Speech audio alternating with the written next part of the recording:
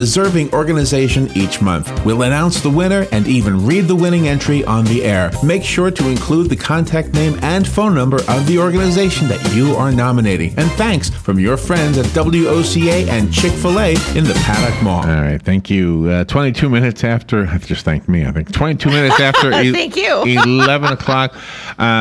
This morning, we were talking to Bob Chadwick from the Lions Club about the upcoming train show that they're putting on. They do this twice a year, right? Yeah. And I remember was it your brother, Robin, who's into trains? Yeah. And I went with you one Christmas season or something to go shopping, and we went into this train shop here in Ocala, and I was like a little kid. Whoa, look at that one! Oh, look at that one! Right? Yeah. I was surprised to hear that train shop is no longer around when Bob came in this morning. And one of the reasons it's not around is because people can buy these trains and anything really online. And in a way, I don't know what's going to happen to the world if everything we buy is online. But the one thing, and I'm not trying to discourage anybody from buying online, I just think that there should be a level playing field. The brick and mortars have to pay rent, have to pay electricity, so much overhead. And who knows what the online person has to pay. Yeah. But they do not have to collect state sales tax. I think I understand that correctly. I know that, sometimes when I go buy something from Amazon, I do, though. I'm not really sure how that works. Rich Kelley is in Leesburg. Wow, he's a small business owner down there. And he's on the phone right now to talk to us about the e-fairness legislation. And it's exactly that topic. Rich Kelley is having a meeting with Congress next week about the e-fairness legislation. So let's see what he's got to say and see if we want to write to our congressman and support what he's doing. Good morning, Rich. How you doing? Oh, good morning, Larry. Thank you. That was a perfect introduction, except I'm actually meeting with congresspeople today. Today? Not next week. And we've already started this morning, and I've got four more meetings this afternoon. Are you in D.C. right now? I'm in D.C. right now. Oh, okay. Oh, wow. D.C. Oh, wow. Well, good for you. It sounds like I agree with you. It sounds like what you're trying to do is something I've been saying for a long time, that it's not fair to the small businessman for the online retailer not to be able to charge, not be needing to pay a charge, rather, for sales tax. Correct. And you summarized it beautifully. I own a commercial printing plant in Leesburg. I have 20 employees, and I've been paying sales tax. We've been collecting sales tax for 50 years. And now, the online retailers are coming in, and the one that comes to mind would be Vistaprint. I compete with them every day, and so margins are getting tighter and tighter, and that 7% sales tax is significant, and it's an existing law. I think what I'm most pleased to hear. It's an existing law, not a new tax, and so it's just a matter of enforcing it correctly and closing that loophole. Okay, I didn't know that. Congressman to do. I didn't. So so what is the loophole exactly?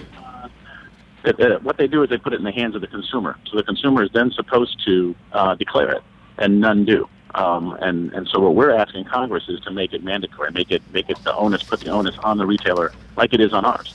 And it's a simple solution, and they've proven it over and over. There's the one thing I've heard, the one negative I've heard is that it's a new tax, and it's not. The other is that 7% really isn't that significant, but it is when margins are getting tighter. And another example in Florida is when we do the back to school, the sales tax free week. Right. You've seen the lines. You've seen the people go crazy. That 7% is significant, and so what we're asking is that existing tax, that existing law, be upheld and enforced state to state. And does the existing law say that the brick and mortar location of the online seller has to be within the state lines, or can it be anywhere? Correct. It can be anywhere, but then they have to collect sales tax, and there are actually companies. We saw a presentation last night of one of the consultants that have come in, and they can streamline that for any online. That's one of the arguments against it too, is how difficult it is to set up. It's free. It'll be free for any retailer, any online retailer, to set up that system so that they can start collecting that sales tax. Okay, I didn't mean to interrupt. I'm hoping this is not divided by party. I hope this isn't one of those partisan issues, is it? Nope. That's actually also the good news. It already passed the Senate, and with bipartisan support. So it crosses everybody, because some small business is small business. So it looks good. I mean, it looks like your efforts are going to pay off. It does. One thing we've heard this morning is, in lieu of last night, there was some shakeup that they didn't quite expect, and so that's got people kind of questioning and rubbing their heads a little bit. It still shouldn't deter it. It still should go through. It's really not after. And the other thing is we're not. It's not a new tax, but the other thing is we're not after the people on eBay that are selling guitars out of their garage. It's more about the the Amazons and the Vistaprints, and the ones that are abusing that law and using that 7% or sales tax to their advantage. So we really, all along, I've been responsible for paying my sales tax, and I haven't. Absolutely. So I'm guilty in this one. Well, but I don't remember anybody telling me that. I don't remember. There's a little line. There's a little line when you fill out your taxes, and it talks about your online purchases. Yeah, and nobody does truly, and it's not enforced. And, I didn't know so our thought is, what if that 7% is enforced? What it'll do is the brick and mortar companies will not be at a disadvantage. And one of my favorite terms I've heard being here is that we're calling this a government subsidy for out-of-state competition. So, in other words, the government is helping out-of-state. Yeah. And so nobody likes to hear subsidies, and that's I like that term. But you use the term even playing field, and I've heard that a lot too. That's an okay way to say it, but I like this better for some reason. That's good. That makes it, that resonates with us as consumers. So. Exactly. Do we have time to write? I mean, you're there today, or are they voting today?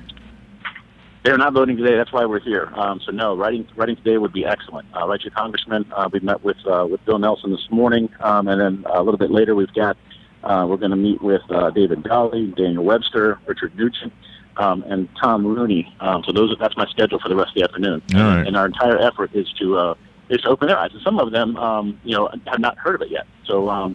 It's because other things are as important and cross their desk. Just being here, we're seeing how many.